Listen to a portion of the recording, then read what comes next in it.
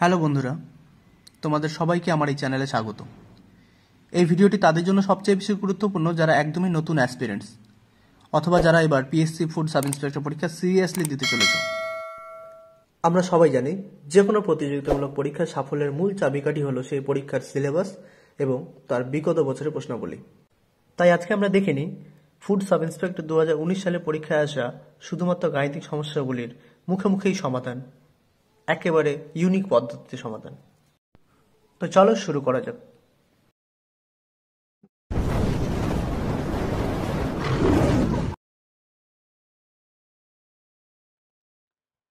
প্রথমে আমরা একটি রিজনিং পেয়ে গেলাম যেখানে 5টি সংখ্যা দেওয়া আছে, ষষ্ঠ সংখ্যাটি নির্ণয় করতে হবে। প্রথমে আমরা পরপর সংখ্যাগুলোর মধ্যে ডিফারেন্সগুলো দেখি। 12 থেকে 16 ডিফারেন্স হচ্ছে 4, 16 থেকে 32 এর ডিফারেন্স হচ্ছে 16, 32 থেকে 68 ডিফারেন্স হচ্ছে 36 এবং 68 থেকে 132 এর ডিফারেন্স অর্থাৎ 132 থেকে 68 বিয়োগ করে নিতে হবে, তাহলে আমরা পাবো 64। তাহলে এখন যে সংখ্যা চারটি পেলাম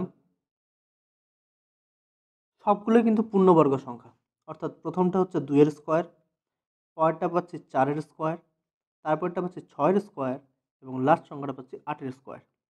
তাহলে অবশ্যই পঞ্চম এবং ষষ্ঠ সংখ্যার মধ্যবর্তী যে ডিফারেন্সটা পাবো সেটাও একটি পূর্ণবর্গ সংখ্যা হবে এবং সেটা অবশ্যই বুঝতে পারছি 10 এর স্কোয়ার হবে, অর্থাৎ 100। 132-এর সঙ্গে আমরা 100 যোগ করে নেব, তাহলে 132-এর সঙ্গে 100 যোগ করলে পাবো 232। তাহলে এই সংখ্যাটা হবে 232, অপশন বি। সুরেশ 800 টাকা ধার করে 6% সুদে এবং নরেশ 600 টাকা ধার করে 10% সুদে। কত সময় পরে উভয়ের ঋণ পরিশোধের পরিমাণ সমান হবে? যেহেতু ঋণ পরিশোধের পরিমাণ সমান করতে হবে, অর্থাৎ সুদ আসলের পরিমাণটা সমান হবে। এখন আমরা যদি একটু লক্ষ্য করি 800 টাকায় 6% হারে 1 বছরে কত সুদ পাবো এটা আগে দেখি। 800 টাকায় 6% হারে আমরা সুদ পাবো 48 টাকা।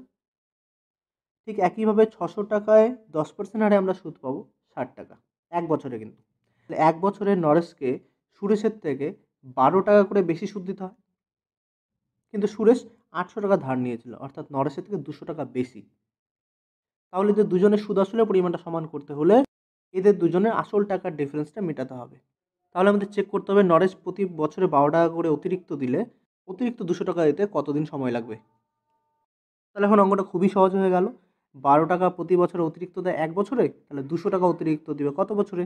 তাহলে আমরা 200কে 12 দিয়ে ভাগ করে দিই, তাহলে আমরা পেয়ে যাবো 4 দিয়ে কেটে নিই 3, 50, 50/3 অর্থাৎ 16.2/3, অপশন ডি সঠিক উত্তর। আমি জানি তোমরা অনেকেই এটা সমীকরণ গঠন করে সমাধান করে ফেলবে। এখন আমি এই নিয়মটাও দেখিয়ে দিলাম, এখন তোমাদের ইচ্ছে, তোমাদের যেটা সুবিধা হয় তোমরা সেটা করো। চলো দেখে নিই পরে অঙ্ক। কিছু পরিমাণ টাকা একটি নির্দিষ্ট হারে সরল সুদে বিনিয়োগ করা হলো 3 বছরের জন্য। যদি 1% বেশি সুদে তা রাখা হতো তাহলে 5100 টাকা অতিরিক্ত পাওয়া যেত। ওই অর্থের পরিমাণ কত? খুবই সহজ অঙ্ক। তাহলে সুদের পরিমাণ 1% বেশি হলেই আমরা অতিরিক্ত 5100 টাকা পেতাম, কিন্তু সেটা কত বছরে? 3 বছরে। তাহলে 3 বছরে যদি আমরা 5100 টাকা পাই তাহলে 1 বছরে কত টাকা পেতাম? 1700 টাকা। তাহলে আমাদের এই অঙ্কে ওই 1%-এর ভ্যালুই হচ্ছে 1700 টাকা। তাহলে 100%-এর ভ্যালু কত? দুটো করে শূন্য লাগিয়ে দাও, তাহলেই কিন্তু আমরা পেয়ে গেলাম সঠিক উত্তর, অপশন এ, 1,70,000 টাকা। 8,930 টাকার বার্ষিক 8% সরল সুদের হারে 5 বছর পর মোট সরল সুদ কত পাওয়া যাবে? এটা খুবই সিম্পল, শুধুমাত্র PTRB 100 অ্যাপ্লাই করে দাও, তাহলে পাবো 8,930 ইন্টু সময়টা ছিল 5 বছর, সুদের হার 8%, 3টে গুণ করে দাও, ডিভাইডেড 100, 0 0 কেটে দিলাম, 5 দিয়ে 10, 2, 2 দিয়ে 8 কেটে দিই 4, তাহলে 4 3 গুণ করলে পাবো 12, 2 হাতে 1, 4 9 36, 1 37, 7, 4 8 32 আর 3 35, অপশন সি। দুটি সংখ্যার লসাগু 2376 এবং সংখ্যা দুটির গসাগু 33। একটি সংখ্যা 297 হলে অপর সংখ্যাটি কত? তোমরা নিশ্চয়ই জানো লসাগু আর গসাগুর গুণফল সমান সংখ্যা দুটির গুণফল হয়। তাহলে আমরা লসাগু এবং গসাগুর গুণফলকে এই সংখ্যাটা দিয়ে ভাগ করলেই অপর সংখ্যাটি পেয়ে যাব। খুব সহজেই বুঝতে পারছি এটা 11 দিয়ে কাটবে, তাহলে আমরা কেটে দিই 11 দিয়ে 22, 11 7 77, এটা কেটে দিলে পাবো 3, 3 দিয়ে আবার কেটে দিই পাবো 9, আচ্ছা 9 দিয়ে এটা কাটবে, তো 9 দিয়ে আমরা এটাও কেটে দিই, তাহলে 9 2 18, 5, 9 6 54, 3 থাকে, 9 4 36, 264, অপশন বি।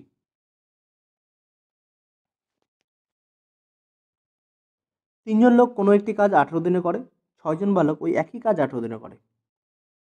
4 জন লোক এবং 4 জন বালক একত্রে কত দিনে ওই কাজটি শেষ করবে? এই ধরনের অঙ্কগুলিতে কোনো রকমের জটিল চিন্তা ভাবনার প্রয়োজনই নেই।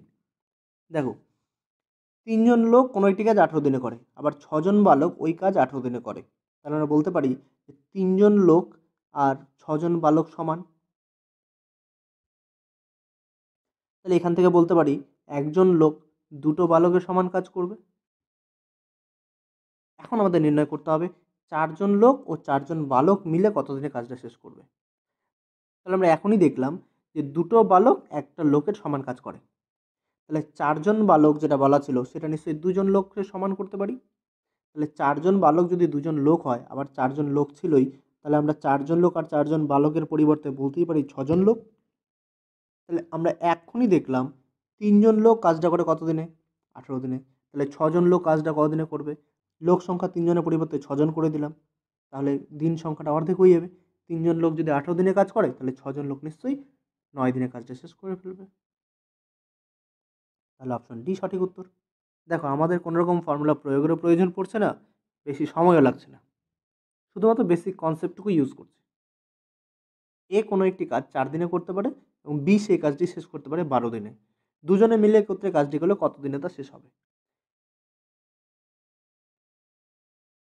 আমি সময় কার্যের চ্যাপ্টারটা কিছুদিনের মধ্যেই আপলোড করে দেবো। তোমরা চ্যাপ্টারের সলিউশনগুলো অবশ্যই দেখবে। ওখানে তোমরা দেখবে আমরা কিভাবে মাত্র একটা কনসেপ্টকে কাজে লাগিয়ে যত রকমের অঙ্ক হবে এই চ্যাপ্টার থেকে সব অঙ্কের সমাধান আমরা করে নিতে পারবো। তো যাই হোক, আমি এখানে অত আলোচনা যাচ্ছি না, আমি এখানে তোমাদের শুধু বলে দিই তাড়াতাড়ি করার জন্য কি করবে। যখনই বলবে দুজনে মিলে একত্রে কাজটি করবে, আমরা উপরে গুণফল করে দেবো, নিচে যোগফল। তাহলে গুণফল বাই যোগফল, তাহলে উপরে 4 × 12 আর নিচে তাদের যোগফল অর্থাৎ 16। তাহলে আমরা কেটে দিলেই পাবো 4 4 16, 4 3 12। অঙ্ক কমপ্লিট আমাদের। অপশন বি সঠিক উত্তর।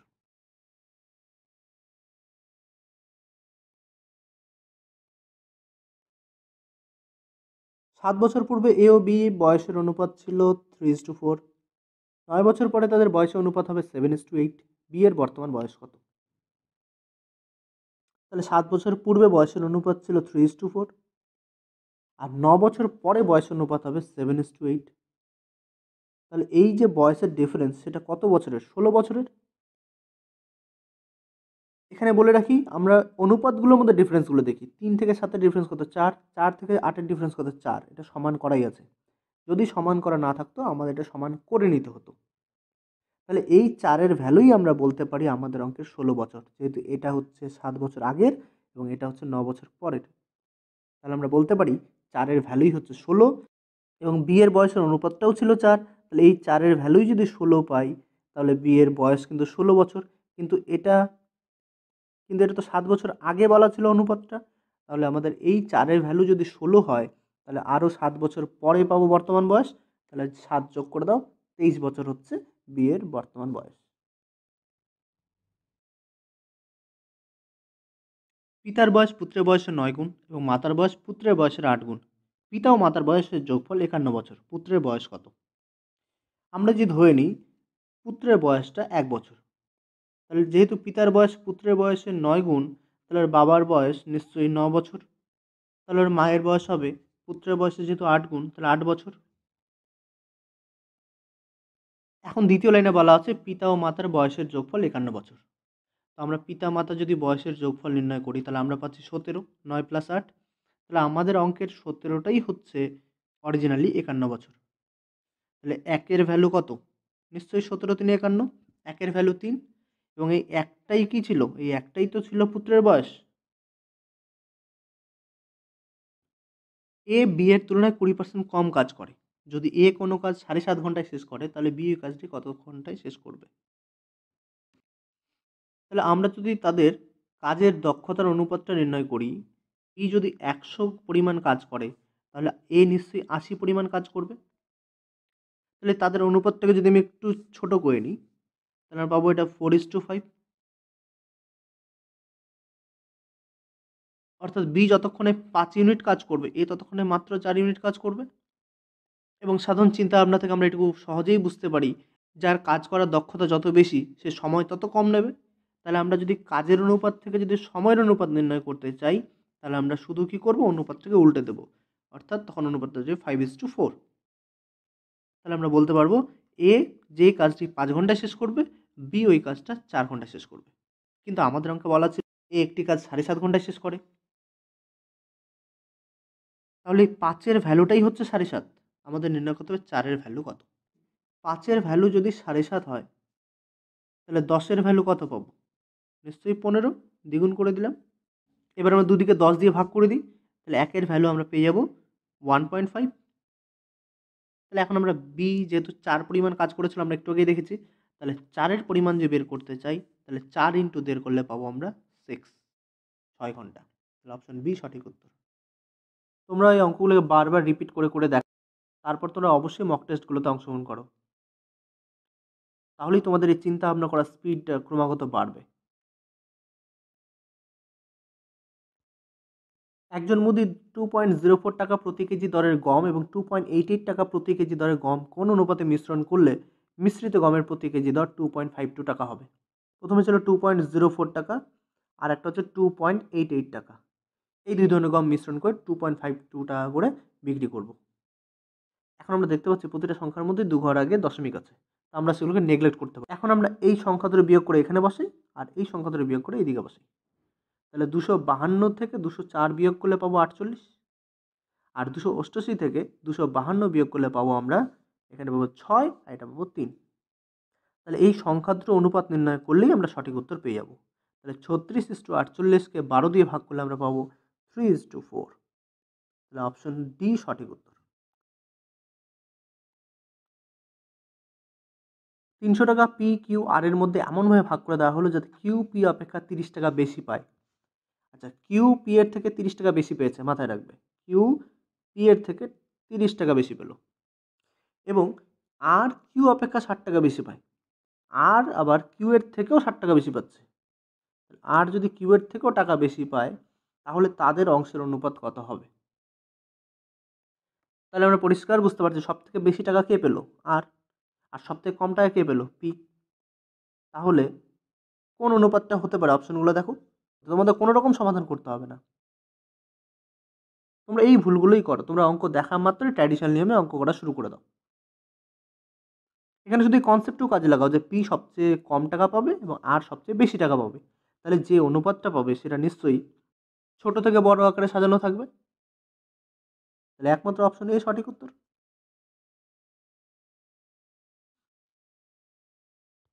যদি 15টি ডিমের ক্রয় মূল্য 75 টাকা হয়, তাহলে 4 ডজন ডিমের ক্রয় মূল্য কত? তো কত সহজ সহজ অঙ্কগুলো গত বছর এসেছিল। শুধু বাড়িতে প্র্যাকটিস করে যাও এবং পরীক্ষা হলে মাথা ঠান্ডা রাখো। আচ্ছা, 15টি ডিমের ক্রয় মূল্য 75 টাকা, তাহলে এক একটা ডিমের দাম 5 টাকা করে। তাহলে 4 ডজন ডিমের ক্রয় মূল্য, তো 4 ডজন মানে কত? 48টা। তাহলে 48টার দাম 5 টাকা করে, কত পাবো? 5 × 48। তাহলে 5 8 40 শূন্য, হাতে 4, 5 4 20, 4 24। Option A.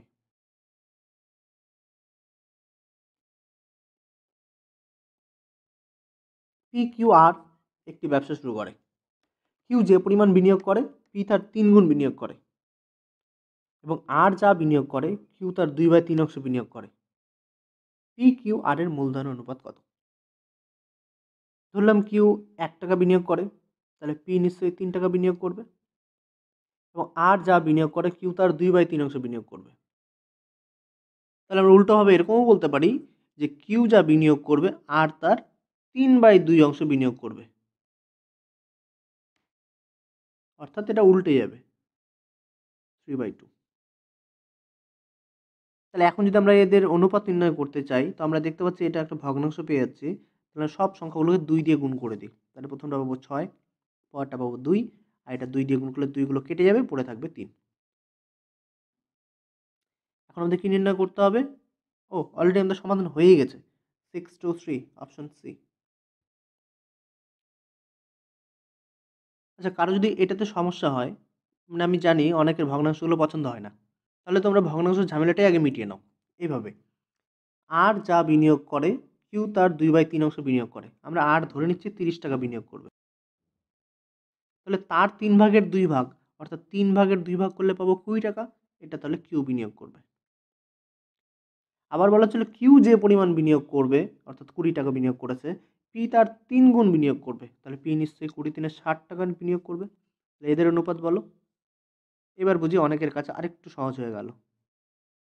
তোমরা যেভাবে পারো তোমরা প্র্যাকটিস করতে থাকবে, তোমরা নিজেই বুঝে যাবে তোমাদের কোন পদ্ধতিতে সমাধান করলে সুবিধা হবে। জগৎরাম, একজন দুধ বিক্রেতার কিছু পরিমাণ দুধ আছে বিক্রয়ের জন্য। কোন অনুপাতে জল মেশালে সেই মিশ্রণটি ক্রয় মূল্যে বিক্রয় করলে 5% লাভ হবে? ক্রয় মূল্যেই বিক্রয় করবে, তবুও 5% লাভ করবে। অর্থাৎ তাহলে আমরা বলতে পারি 100 টাকার দুধ বিক্রি করবে 105 টাকায়। তাহলে কতটা জল মেশাবে? 5 টাকার জল মেশাবে। তাহলে আমরা বলতে পারি জল মেশাবে 5 লিটার 100 লিটার দুধের মধ্যে। তাহলে তাদের অনুপাত কত? 5 দিয়ে ভাগ করে দাও, 1:20। Option C. চলো পরের অঙ্কে। আচ্ছা, এই ধরনের অঙ্কের সমাধানগুলো দীর্ঘদিন ধরে করা হয়নি। আমরা প্রত্যেকে প্রায় এই ধরনের অঙ্কগুলো ক্লাস 6-7 দিয়ে করে এসেছি সম্ভবত। আচ্ছা, তাহলে আমরা সবার প্রথমে এই রাশিটার সমাধান করে নিই। আমরা শুরু করব এখান থেকে।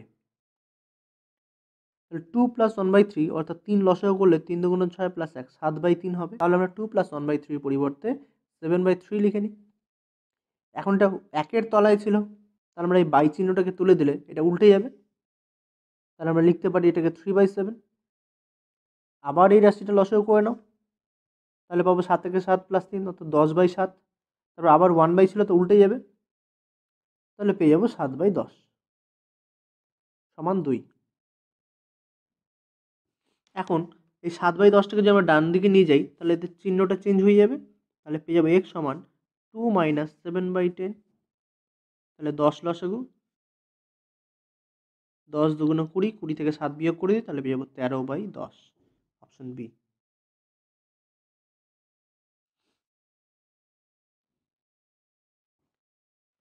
আজ সোমবার হলে ঠিক 64 দিন পরে কী বার হবে? আমরা 7 দিয়ে 64কে ভাগ করে দিই, তারপরে দেখি অবশেষ কত থাকে। তাহলে 7 দিয়ে 64কে ভাগ করলে 7 নং 63, অবশিষ্ট থাকে 1। অর্থাৎ সঠিক উত্তরটি হবে সোমবারের একদিন পর অর্থাৎ মঙ্গলবার।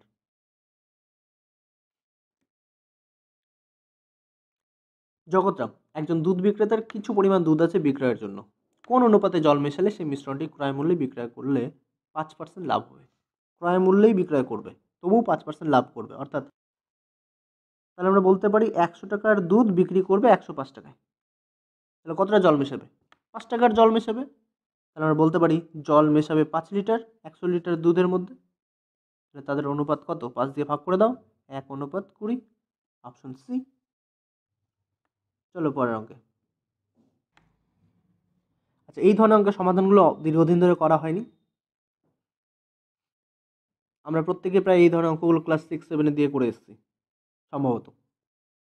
আচ্ছা, তাহলে আমরা সবার প্রথমে এই রাশিটার সমাধান করে নিই। আমরা শুরু করব এখান থেকে।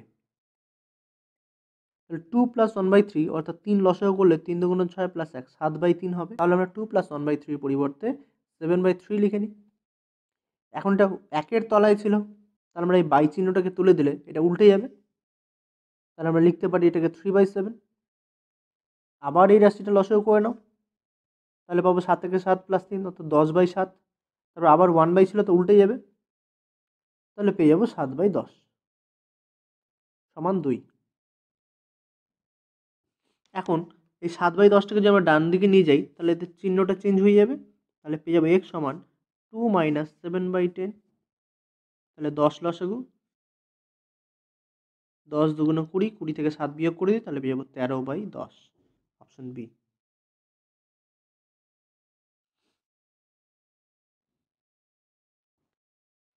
আজ সোমবার হলে ঠিক 64 দিন পরে কী বার হবে? আমরা 7 দিয়ে 64কে ভাগ করে দিই, তারপরে দেখি অবশেষ কত থাকে। তাহলে 7 দিয়ে 64কে ভাগ করলে 7 নং 63, অবশিষ্ট থাকে 1। অর্থাৎ সঠিক উত্তরটি হবে সোমবারের একদিন পর অর্থাৎ মঙ্গলবার। সোম থেকে বুধবারের গড় উষ্ণতা 37°C এবং মঙ্গল থেকে বৃহস্পতির গড় উষ্ণতা 34°C। যদি বৃহস্পতিবারের উষ্ণতা সোমবারের উষ্ণতা 4/5 হয় তাহলে বৃহস্পতিবারের উষ্ণতা কত? যেহেতু সোমবার থেকে বুধবার অর্থাৎ 3 দিনের গড় উষ্ণতা 37°C, তাহলে তাদের মোট উষ্ণতা পাবো 37 × 3। তাহলে আমরা বলতে পারি সোমবার প্লাস মঙ্গলবার প্লাস বুধবার মিলে পাবো 37 × 3 করলে আমরা পাবো 111। আবার দ্বিতীয় লাইন থেকে পাচ্ছি মঙ্গল থেকে বৃহস্পতি, অর্থাৎ এটাও 3 দিন। এই 3 দিনের গড় উষ্ণতা বলা ছিল 34°C। তাহলে আমরা বলতে পারি মঙ্গলবার প্লাস বুধবার প্লাস বৃহস্পতিবার এই 3 দিন মিলে মোট উষ্ণতা হবে 34 × 3 অর্থাৎ 102°C। তাহলে আমরা এই দুটো লাইন যদি বিয়োগ করে দিই তাহলে আমাদের মঙ্গলবারগুলো কেটে যাবে, বুধবারগুলো কেটে যাবে, আর এদের বিয়োগফল পাবো 9। তাহলে বুঝতে পারছি সোমবার এবং বুধবারের গড় উষ্ণতার তফাৎ 9°C। কিন্তু তোমরা এখানে যদি একটু ধ্যান দাও, বৃহস্পতিবার উষ্ণতা সোমবারের উষ্ণতার 4/5, তাহলে এদের মধ্যে ডিফারেন্স কত? 1। ওই 1-এর ভ্যালুটাই আমরা একটু আগে বের করলাম, যেটা 9। তাহলে বৃহস্পতিবার উষ্ণতা আমরা পাবো এখানে 4। তাহলে আমরা 4-এর ভ্যালু নির্ণয় করব। তাহলে 4-এর ভ্যালু পাবো 4 নং 36°C। তাহলে অপশন ডি সঠিক উত্তর। আচ্ছা, একটা সিম্পলিফিকেশন দিয়েছে, সমাধান করে নিই। 2/3, এরটাকে আমরা গুণ লিখতেই পারি। 1/2-5 আমরা লিখে নিই 7/5। 75%কে লিখে নাও 75/100 ইন্টু 540। শুধু কেটে নাও। প্রথমে 0 একটা করে কেটে দিই, 2 দিয়ে 10 কেটে নিই, পাবো 5। এই 5 দিয়ে 75 কাটলে পাবো 15। নিচে আমরা 3, 5 মিলে 15-এর সাথে কেটে দিই, তাহলে উপরে পড়ে থাকে 7 × 54, অর্থাৎ 7 4 28, 7 5 35 আর 2 37, 378। Option A.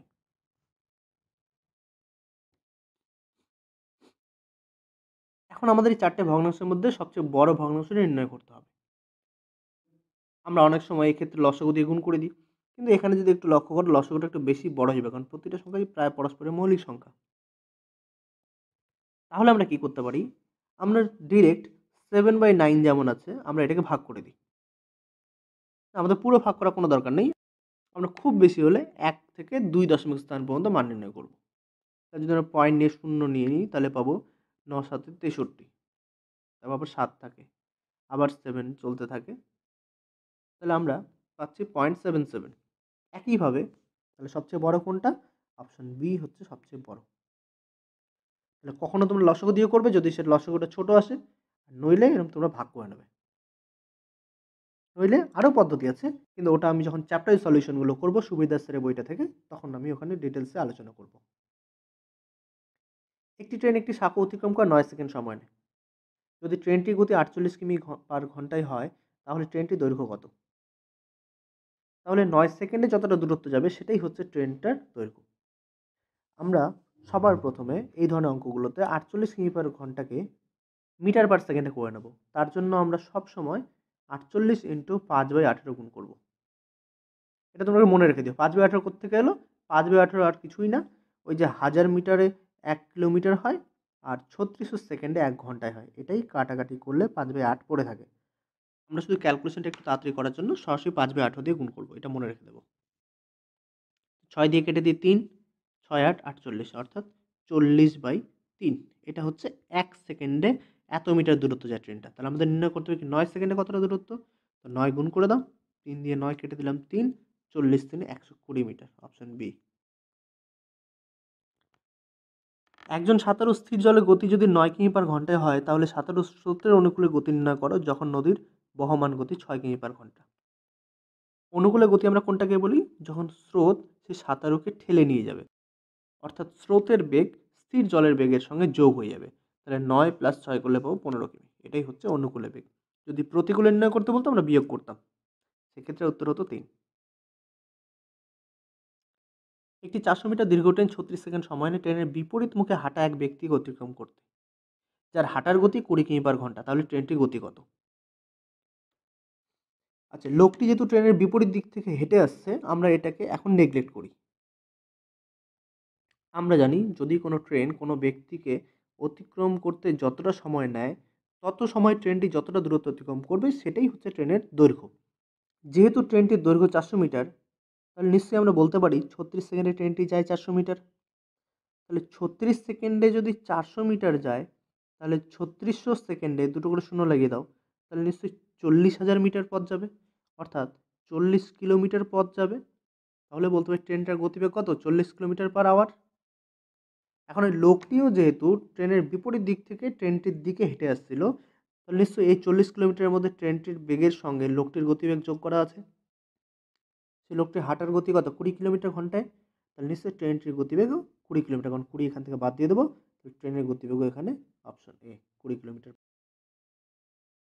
একটি ট্রেন একটি দণ্ডায়মান ব্যক্তিকে যখন অতিক্রম করে তখন ট্রেনটির দ্বারা অতিক্রান্ত দূরত্ব 90 মিটার। ট্রেনটির দৈর্ঘ্য নির্ণয় করো। আমরা আগের অঙ্কে আলোচনা করলাম, যখন কোনো ট্রেন কোনো ব্যক্তি বা কোনো খুঁটি বা কোনো লাইট পোস্টকে অতিক্রম করবে, তখন ট্রেনের যা দৈর্ঘ্য হয় তখন ট্রেনটিকে ততটাই পথ অতিক্রম করতে হয়। তাহলে এখানে যেহেতু ট্রেনটি দ্বারা অতিক্রান্ত দূরত্ব 90 মিটার, তাহলে ট্রেনটির দৈর্ঘ্য নিশ্চয়ই 90 মিটার।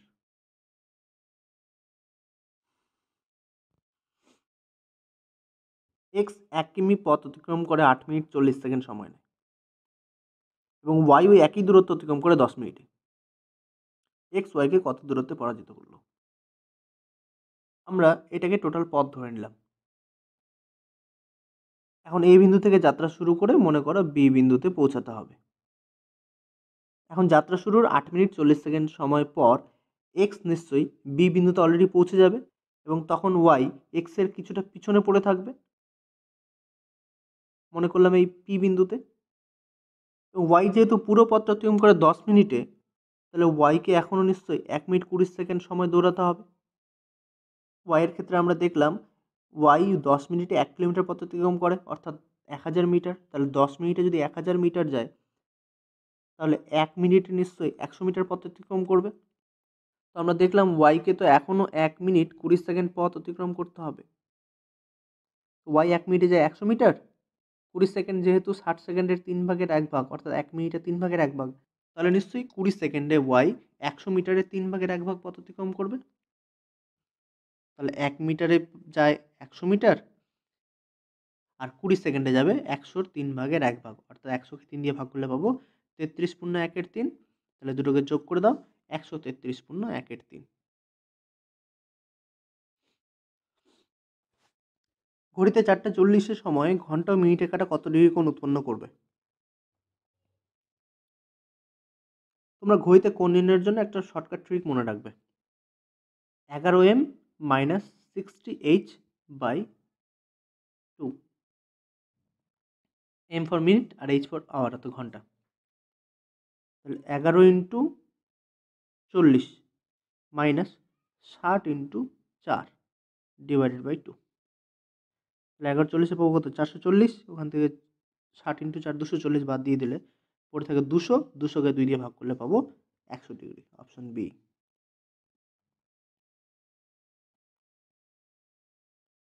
একজন দোকানদার তার খরিদ্দারদের 10% ডিসকাউন্ট দিয়েও ক্রয় মূল্যের উপর 20% লাভ করলো। যে পণ্যের ক্রয় মূল্য 450 টাকা তার ধার্য মূল্য হতে হবে কত?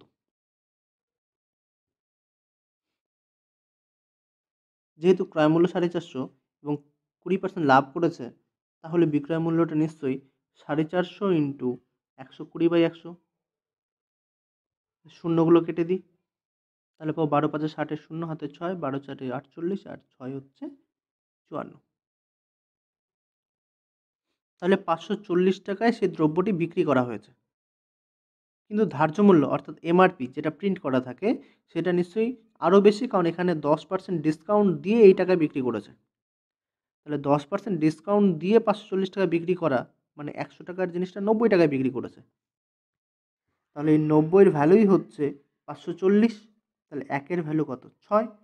তাহলে 100-র ভ্যালু নির্ণয় করবো, দুটো করে শূন্য দিয়ে দিলাম, তাহলে পেয়ে গেলাম 600 উত্তর, অপশন এ। কোন ক্ষুদ্রতম সংখ্যা 1057 সঙ্গে যোগ করতে হবে যাতে যোগফলটি সম্পূর্ণভাবে 23 দ্বারা বিভাজ্য হয়? আমরা সরাসরি ভাগ করে নিই, এই অঙ্কের জন্য আবার কোনো নিয়ম মনে রাখতে হবে? ভাগ করে দাও। তাহলে 1057কে, এটা কিন্তু দশমিক না, এটা তাহলে 4 বার যাবে, 23 4 92, পড়ে থাকে 3, এখানে 1, এখানে 7। আচ্ছা 23 ইন্টু 6 যদি করো তাহলে পাবো 138, অর্থাৎ 1 যোগ করতে হবে।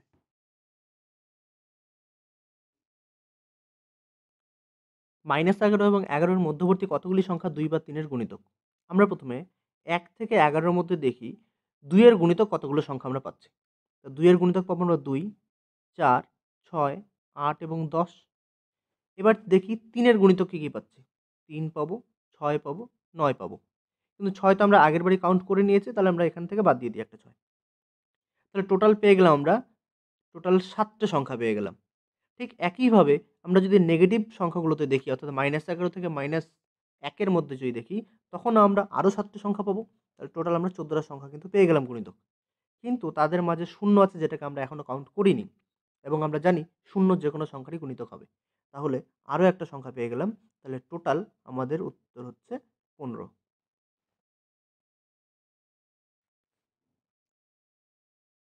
চলো দেখে নিই পরের প্রশ্ন। একটি শ্রেণীকে এ ও বি দুটি সেকশনে ভাগ করা হলো। এ সেকশনে 20 টি ছাত্রের পাসের হার 80% এবং বি সেকশনে 30 টি ছাত্রের পাসের হার 70%। উভয় সেকশনের পাসের হার কত? আচ্ছা, আমরা খুব সহজভাবেই দেখে নিই। প্রথম সেকশনে, এ সেকশনে 20 টি ছাত্রের পাসের হার ছিল 80%। তাহলে টোটাল কতগুলি ছাত্র পাস করেছিল? নিশ্চয়ই 20 × 80/100, যেহেতু 20 80%। তাহলে 20 × 80% যদি আমরা করি, অর্থাৎ 80/100, তাহলে আমরা পেয়ে যাবো কিন্তু 16 টি। একইভাবে বি সেকশনে দেখি 30 এর 70%, তাহলে 30 এর যদি আমরা 70% নির্ণয় করি, আমরা পেয়ে যাবো 21। তাহলে পাস করেছে এমন মোট ছাত্রছাত্রীর সংখ্যা হলো 16 + 21, অর্থাৎ 37, এবং পুরো ক্লাসে মোট ছাত্রছাত্রীর সংখ্যা ছিল 20 + 30 50। তাহলে 50 জনের মধ্যে পাস করেছে কত? 37 জন। তাহলে 100 জনের মধ্যে কতজন পাস করবে? 37 এর ডাবল করে দিই, তাহলে পাবো আমরা 74। তাহলে অবশ্যই আমাদের সঠিক উত্তর হচ্ছে 74%।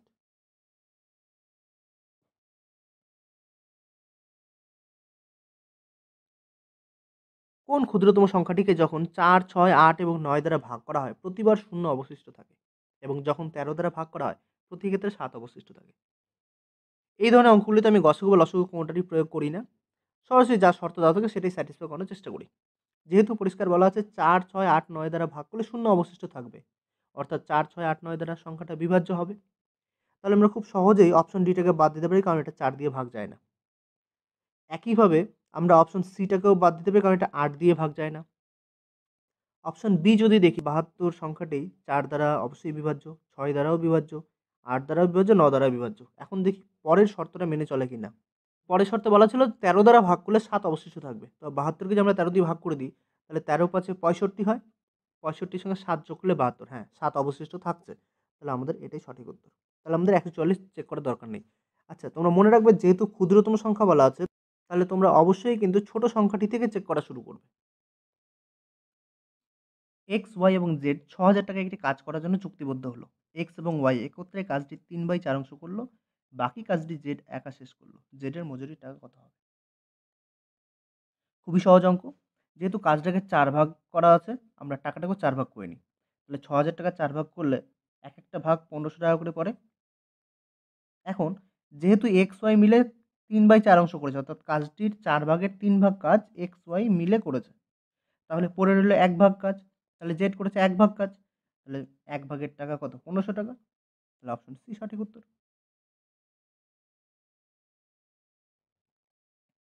এক ডজন জোড়া মোজার তালিকা মূল্য ৮০ টাকা, যা 10% ডিসকাউন্টে পাওয়া যায়। ২৪ টাকায় কয় জোড়া মোজা ক্রয় করা যাবে? তাহলে প্রথমে দাম দেওয়া আছে ৮০ টাকা। এর উপরে 10% ছাড় দেবে। তো 10% মানে ৮০ 10% কত? ৮ টাকা। ৮ টাকা যদি বাদ দিয়ে দিই, তাহলে মোজার দাম পেয়ে যাবো আমরা ৭২ টাকা। তাহলে এটা ১ ডজনের দাম, অর্থাৎ ১২ জোড়ার দাম। তাহলে ১২ জোড়ার দাম যদি ৭২ টাকা হয়, তাহলে ১ জোড়ার দাম নিশ্চয়ই ৬ টাকা। ১২ ৬ ৭২। তাহলে ২৪ টাকায় কয় জোড়া পাবো? তাহলে ৬ টাকায় পাবো ১ জোড়া। তাহলে ২৪ টাকায় নিশ্চয়ই ৪ জোড়া মোজা কেনা যাবে। খুব সুন্দর একটি মান নির্ণয়ের অঙ্ক। এই অঙ্কটা করার আগে তোমরা এটুকু মনে রাখবে, 2 × 1 / 3 কে আমরা লিখতে পারি 2 + 1/3। কারণ এটাকেও তোমরা যে ভেঙে দাও, ৩ × ২ = ৬, আমরা এই দুটো গুণ করি, তারপর এটা যোগ করি, তাহলে পাবো কত? 7/3। আর লসাগু করলেও দেখো তাই পাবো। ৩ লসাগু, ৩ × ২ = ৬ + ১ 7/3। তাহলে আমরা এইটুকু মনে রাখবো। তাহলে আমরা যেকোনো মিশ্র ভগ্নাংশকে এইভাবে লিখতে পারি। তাহলে আমাদের অঙ্কে প্রথম যে রাশিটি দেওয়া আছে ৯৯৯.১ এর ৭, তাহলে ওটাকে আমরা নিশ্চয়ই লিখতে পারি ৯৯৯ + ১ এর ৭। পরেরটাতে লিখতে পারি 999 প্লাস 2 এর 7, তারপরে লিখতে হয় 999 প্লাস 3 এর 7। তাহলে এরকম করে আমরা কটা 999 পাবো? ১, ২, ৩, ৪, ৫, ৬। তাহলে ৬টা ৯৯৯ পাবো। তাহলে আমরা ৬টা ৯৯৯ যোগ করে দিই। আচ্ছা, ৬টা ৯৯৯ যোগ করলে কত পাবো? খুব সহজে আমরা এরকম ভাবতে পারি, ৬টা হাজার যোগ করলে আমরা ৬,০০০ পেতাম। কিন্তু এখানে ১ এক করে কম। তাহলে ৬,০০০ থেকে ৬ কমবে। তাহলে ৬,০০০ থেকে যদি ৬ কমে তাহলে ৫,৯৫৪। এখন পড়ে থাকে 1/7 plus 2/7 plus 3/7 plus 4/7 plus 5/7 plus 6/7। সবার তলায় ৭ আছে, ৭ লসাগু করে দাও। তাহলে উপরে পড়ে থাকবে ১ যোগ ২ যোগ ৩ যোগ ৪ যোগ ৫ যোগ ৬। তাহলে সেগুলো যদি যোগ করে নিই, ১ আর ২ যোগ করলে ৩, ৩, ৩ যোগ করলে ৬, ৬, ৪ যোগ করলে ১০, ১০, ৫ যোগ করলে ১৫, ১৫ আর ৬ যোগ করলে ২১। তাহলে ৭ দিয়ে যদি আমরা ২১ কেটে দিই, তাহলে আমরা পাবো ৩। তাহলে আমরা উত্তর পেয়ে গেলাম ৫, ৯, ৯, ৭। অপশন এ সঠিক উত্তর। অনিতা একটি বাইসাইকেল ৳৩২০০ ক্রয় করল। সে সাইকেলটি ৳২৪০ লোকসানে বিক্রি করল। কত টাকা মূল্যে সে সাইকেলটি বিক্রি করল? তো বাচ্চাদের অঙ্ক। শুধু ৳৩২০০ ক্রয় করেছে, ৳২৪০ লোকসান হয়েছে। তাহলে আমরা বাদ দিয়ে দিই। তাহলে ৩২০০ থেকে ২৪০ বিয়োগ করলে তোমরা আবার বাচ্চাদের মতো বিয়োগ করতে যেও না। দেখো, ৩২০০ থেকে ২৪০ না বাদ দিয়ে আগে ২০০ বাদ দাও। তাহলে পড়ে থাকে ৩,০০০। তার মধ্যে আবার ৳৪০ বাদ দাও। তাহলে ৳২৯৬০। হয়ে গেল উত্তর, অপশন এ।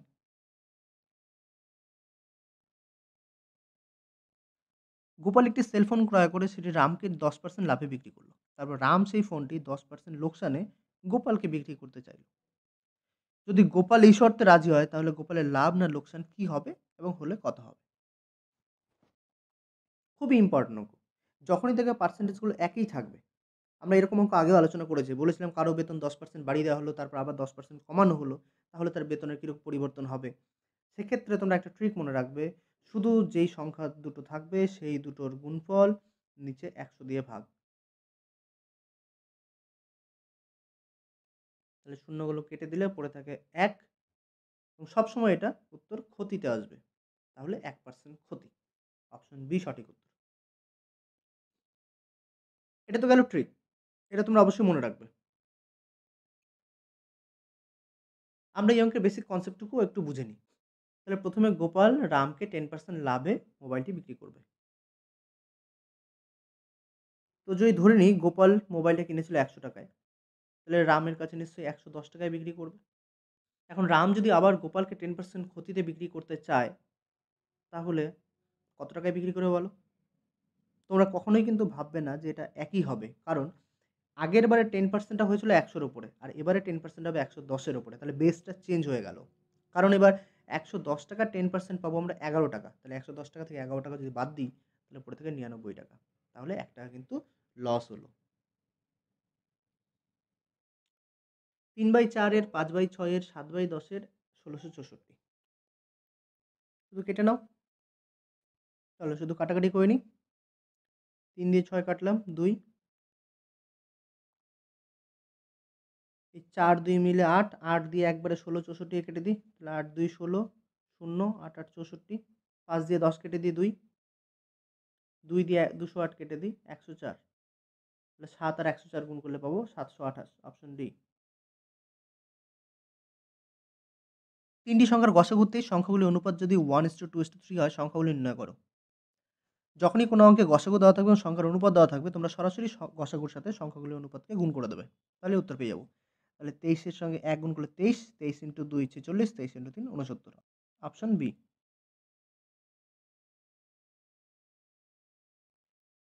একটি শহরে জনসংখ্যা ২,৫০,০০০। প্রতি বছর ২% হারে বৃদ্ধি পায়। ২ বছর পর জনসংখ্যা বৃদ্ধি কত হবে?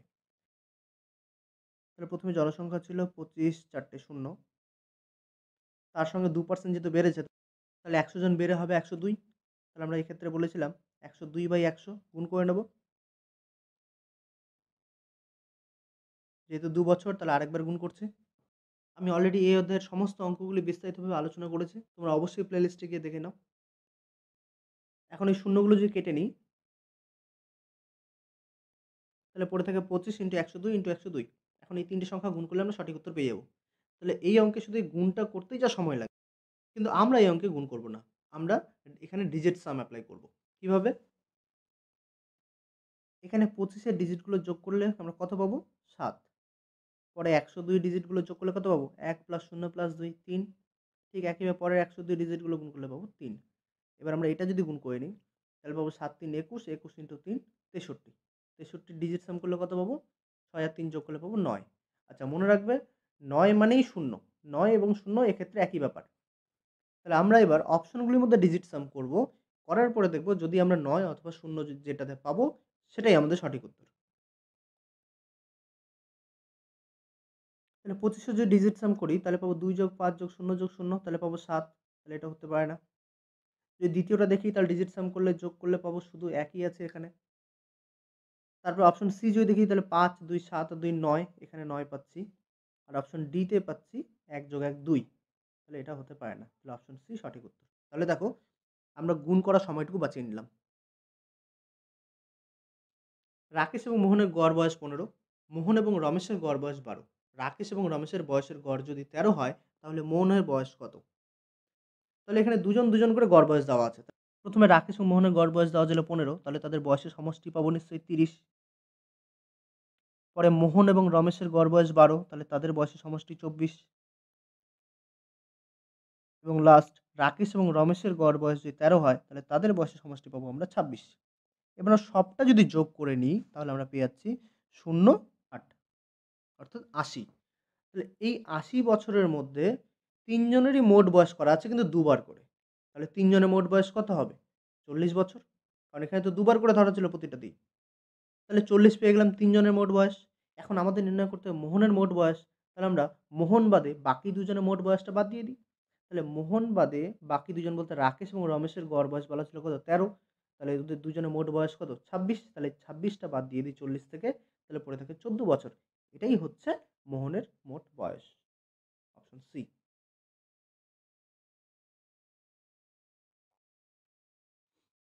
2424 সংখ্যাটিতে ২ এর স্থানীয় মানগুলির যোগফল কত? আচ্ছা 2424, তাহলে আমরা দেখতে পাচ্ছি এটা হচ্ছে এককের ঘর, এটা দশক, এটা শতক এবং এটা হাজার। তাহলে স্থানীয় মানের ক্ষেত্রে আমরা জানি এই যে এই ২ যেহেতু দশকের ঘরে আছে তাহলে এই ২ এর স্থানীয় মান পাবো আমরা ২০ এবং এই ২ যেহেতু হাজারের ঘরে আছে তাহলে এর স্থানীয় মান পাবো আমরা ২০০০। এই দুটোর যোগফল নির্ণয় করতে বলেছে। তাহলে ২০০০ আর ২০ যোগ করলে পাবো ২০২০।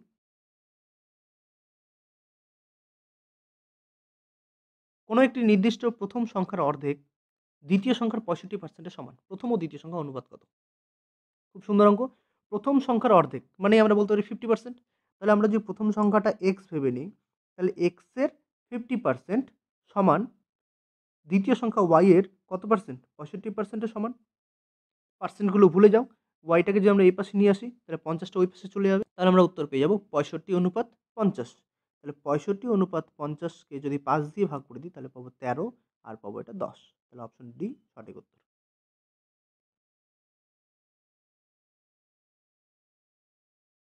৪৯ জন ছাত্র বিশিষ্ট একটি শ্রেণীতে বালিকা ও বালকের অনুপাত 4:3। যদি ৪ জন বালিকা শ্রেণী ছেড়ে চলে যায় তাহলে বালিকা ও বালকের অনুপাত কত হবে?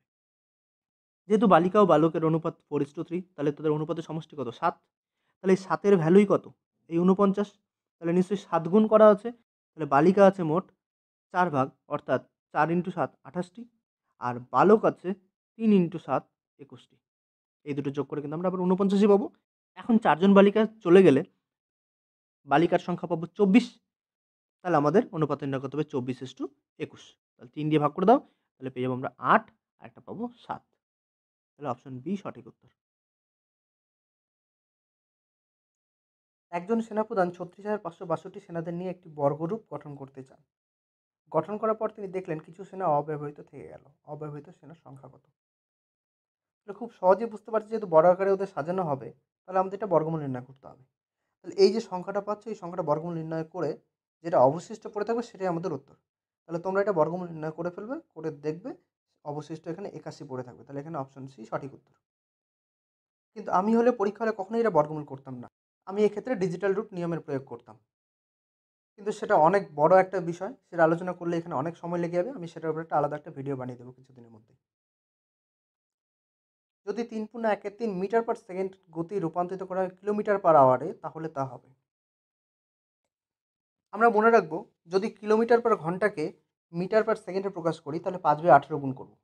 আবার মিটার পার সেকেন্ডকে কিলোমিটারে নিয়ে গেলে 18/5 দিয়ে গুণ করবো। তাহলে এক্ষেত্রে আমরা 18/5 দিয়ে গুণ করে নিই। তাহলে 3 পূর্ণ 1 3কে আমরা লিখতে পারি 10/3 ইন্টু 18/5। কেটে নাও, 5 দিয়ে 10 কাটো 2, 3 দিয়ে 18 কেটে দাও 6। তাহলে সঠিক উত্তর 12 কিলোমিটার পার আওয়ার। এক ব্যক্তি 90 মিনিটে সাইকেলে চড়ে 12 কিমি দূরত্ব অতিক্রম করে, তাহলে 3 ঘন্টায় সে কত দূরত্ব অতিক্রম করবে যদি সে সাইকেলটি সমগতিতে চালায়? আবারও পেয়ে গেলাম একটা বাচ্চাদের অঙ্ক। 90 মিনিটে 12 কিমি যায়, অর্থাৎ 1.5 ঘন্টায় 12 কিমি, তাহলে 3 ঘন্টায় কত? 24 কিমি।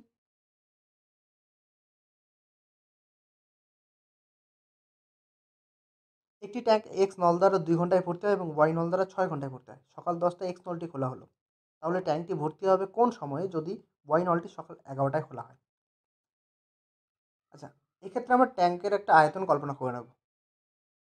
তো আমরা এখানে ধরে নিলাম ট্যাঙ্কের আয়তন হচ্ছে 6 লিটার। মাত্র এই ট্যাঙ্কে 6 লিটার জল ধরবে। 6 কেন ধরলাম? এখানে যে সংখ্যাগুলো দেওয়া থাকবে তাদের লসাগু ধরে নেবে। 2 ঘন্টা 6 ঘন্টা ছিল, লসাগু 6 ধরেছে। তাহলে এক্স নলের ক্ষেত্রে বলা ছিল 2 ঘন্টায় ভর্তি করে, তাহলে নিশ্চয়ই প্রতি ঘন্টায় 3 লিটার করে জল ভরবে। এবং ওয়াই নল বলা ছিল 6 ঘন্টায় ভর্তি করবে, তাহলে ওয়াই নল নিশ্চয়ই প্রতি ঘন্টায় 1 লিটার করে জল ভরবে, তবেই তো 6 লিটার জলপূর্ণ করবে। এখন আমাদের প্রথম শর্ত বলা আছে সকাল 10টার সময় এক্স নলটি খোলা হলো, আর ওয়াই নলটি খোলা হয়েছে 11টার সময়, অর্থাৎ 1 ঘন্টা পরে। তাহলে এক্স নলটি 1 ঘন্টায় কত লিটার জলপূর্ণ করবে? 3 লিটার। তাহলে 3 লিটার জল ভরা হয়ে গেছে এক্স নলটি দ্বারা। তাহলে যখন 11টা বাজে ততক্ষণে অর্ধেক জলপূর্ণ হয়ে গেছে। তাহলে বাকি আছে এখন 3 লিটার। এই 3 লিটার এখন এক্স এবং ওয়াই দুটো মিলে জলপূর্ণ করবে। তাহলে এক্স এবং ওয়াই দুটো নল 1 ঘন্টায় মোট জলপূর্ণ করে 3 যোগ 1 4 লিটার। তাহলে এরা 1 ঘন্টায় 4 লিটার জলপূর্ণ করে, অর্থাৎ 60 মিনিটে পূর্ণ করে 4 লিটার। আমাকে পূর্ণ করতে হবে 3 লিটার। তাহলে 4 লিটার যদি 60 মিনিট সময় লাগায়, তাহলে 1 লিটারের জন্য 15 মিনিট সময় লাগাবে। তাহলে 3 লিটারের জন্য নিশ্চয়ই 15 ইন্টু 3 45 মিনিট সময় লাগাবে। তাহলে ঠিক 11টা 45-এ ট্যাঙ্কটি জলপূর্ণ হবে। অপশন সি সঠিক উত্তর।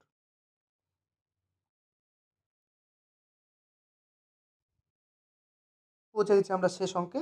315 কিমি দূরত্ব অতিক্রম করতে যদি 2.8 ঘন্টা সময় লাগে, তাহলে গাড়িটির গড় গতি কত ছিল? 2.8 ঘন্টায় 315 কিমি দূরত্ব যায়, তাহলে প্রতি ঘন্টায় কত যাবে? 1 ঘন্টা যাবে, ভাগ করে নেব। 315 ডিভাইডেড বাই 2.8, এটা পেয়ে যাব 1 ঘন্টায় তার বেগ। কিন্তু আমাদের উত্তরগুলো যদি দেখো, সবগুলো মিটার পার সেকেন্ডে দেওয়া আছে। তাহলে মিটার পার সেকেন্ড হলে আমরা এখনই বললাম 5/18 দিয়ে গুণ করবো। এখানেই করে দিই 5/18 দিয়ে গুণ। তাহলে পয়েন্ট তুলে দিই, একটা শূন্য নিয়ে নিই, 7 দিয়ে কেটে দিই, 7 4 28, 7 দিয়ে 315 কাটলে পাবো 7 4 28, 3 7 5 35 45। 9 দিয়ে কেটে দিই, 9 2 18, এটা 45 কেটে দিই, 5 পড়ে থাকে। 2 দিয়ে 50 কেটে দিই, তাহলে পড়ে থাকে 25। তাহলে ওপরে পড়ে থাকে 25 ইন্টু 5 125, 125কে 4 দিয়ে ভাগ করব। তাহলে 125কে 4 দিয়ে ভাগ করলে পাবো 31.25, অপশন ডি। তো আমি এখানে যতটা পেরেছি প্রতিটা অঙ্কের সমাধান খুব সহজে করার চেষ্টা করেছি। তো তোমরা কমেন্ট বক্সে অবশ্যই জানাবে তোমাদের কেমন লাগলো, বা কোনো অঙ্কের সমাধান যদি তোমরা আরও সহজে করতে পারো তাহলে সেটাও অবশ্যই আমাকে কমেন্ট বক্সে জানাও।